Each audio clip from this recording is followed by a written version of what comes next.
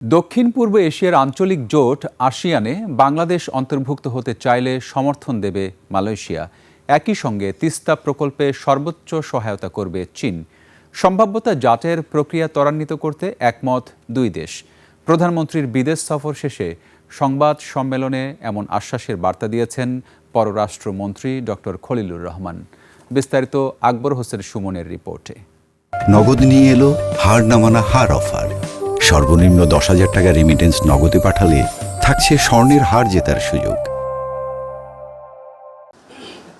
প্রধানমন্ত্রী তারেক রহমানের মালয়েশিয়া সফরে সন্ত্রাসবাদ প্রতিরোধ এবং বিনিয়োগের দুটি নোট অফ ভার্বাল সই হয়েছে।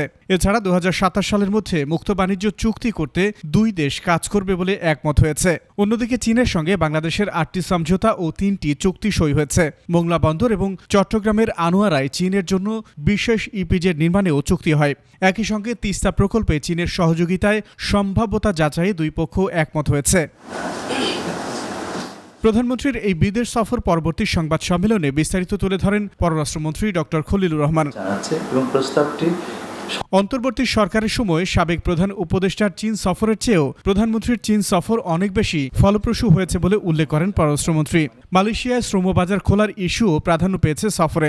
চীনের যে অর্থনৈতিক অঞ্চল আছে বাংলাদেশে আমরা তৈরি করার সুযোগ দিয়েছি, সেখানে যদি কাঁচামাল বা পণ্য ইত্যাদি আমদানি রপ্তানি করতে পারি, সময় time to market and cost খরচ অনেক কমে যাবে এবং আপনার কম্পারেটিভ অ্যাডভান্টেজ অনেক বাড়বে। সেই কারণে আপনি ইনভেস্টমেন্ট অনেক বেশি অ্যাট্রাক্ট করতে পারবেন। যে কোনো অবস্থায় বাংলাদেশের পাশে চায়না দাঁড়াবে, এই কথা কিন্তু আগে এইভাবে শুনিনি।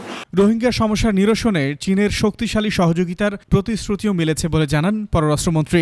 চীন আমাদেরকে বলেছে যে তারা বাংলাদেশ এবং মায়ানমার দুই পক্ষকেই সাহায্য করবে যাতে দ্রুততার সঙ্গে এই সমস্যাটার সমাধান হয়। আমি বিশ্বাস করি আগামী দিনগুলিতে আমরা এই সমস্যার সমাধানের একটা পথ দেখতে পাবো। আপনারা মনে রাখবেন, আগের দুবার কিন্তু বিএনপি সরকার সমাধান করেছিল, এটা সবাই জানে, এবং আমরা যে সমাধান করব এটাও সবাই জানে। প্রধানমন্ত্রী তারেক রহমানের সফরের মাধ্যমে চীন বাংলাদেশ সম্পর্ক সর্বোচ্চ ধাপে পৌঁছেছে বলে মনে করেন পররাষ্ট্রমন্ত্রী। প্রথম হচ্ছে লেভেল, এটা অনেক উচ্চতায় যাচ্ছে, অনেক গভীরে যাচ্ছে, অনেক বিস্তৃত হচ্ছে। আকবর হোসেন সুমন, 21 টেলিভিশন, ঢাকা।